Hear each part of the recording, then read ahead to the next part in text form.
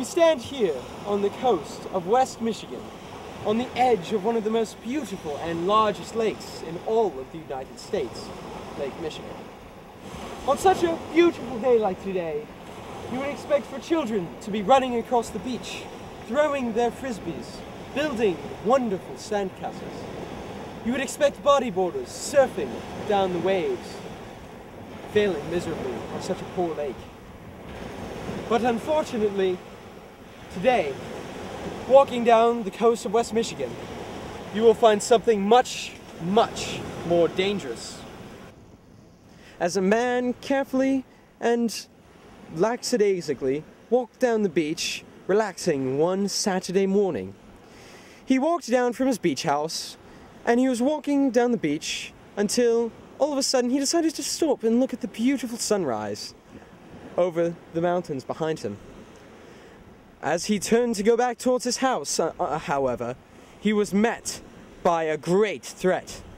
Sand terrorist jumped out of the sand, leapt at him and tossed sand at his face. Quickly and startlingly, he stumbled backwards, running back to safety, but he could not make it in time.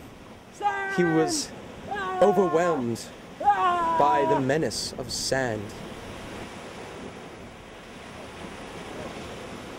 In order to help us understand the sand terrorist, and in order to help our viewers, we decided to set up a hidden camera right in front of one of the recent hideouts of the sand terrorists on the beach of West Michigan. The sand terrorists were found to be disgusting, shriveling, poor, and unnecessary individuals probably raised by beach wolves, a relatively new phenomenon in West Michigan.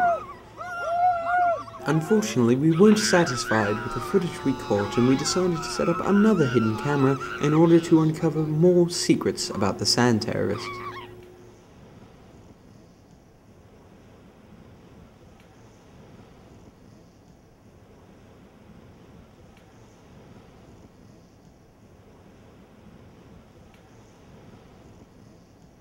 This is all we got.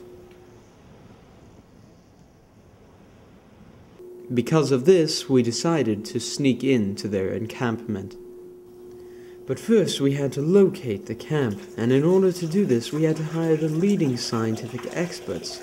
These men were recruited from Cambridge and Oxford universities, and they were incorporated at a laboratory constructed here next to the gas station in West Michigan.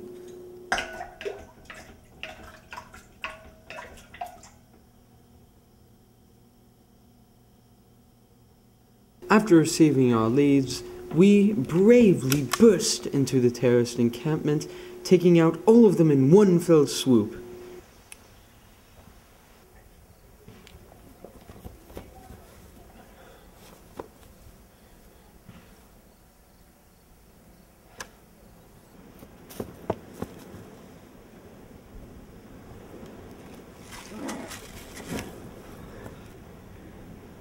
This is when the situation became complicated. Our camera was viciously stolen by the savages, and rather than recording something newsworthy, they decided to vandalize it and record their horrible and dehumanizing actions. Here is what we found.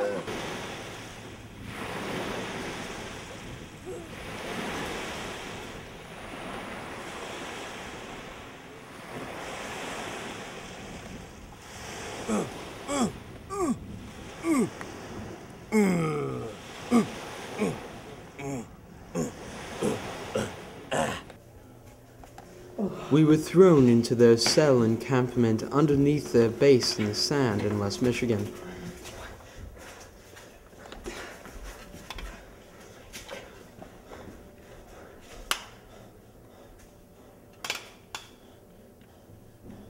I was on the edge of my mind.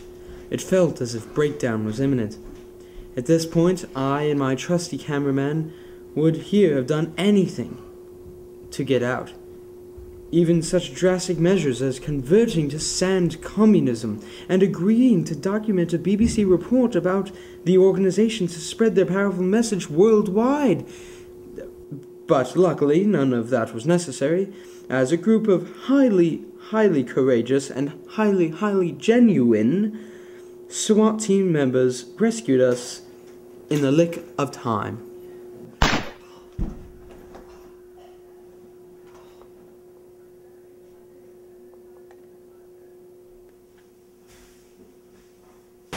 And thus we conclude our documentary on sand terrorism communism here on the beach of West Michigan.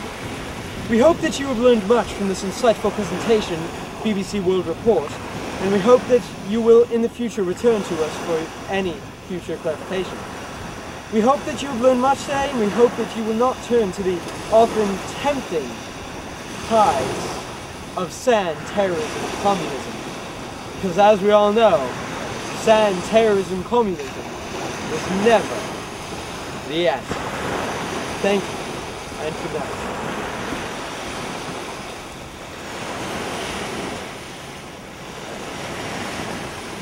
Sand terrorism communism rules! Woo! Sand will rule the world!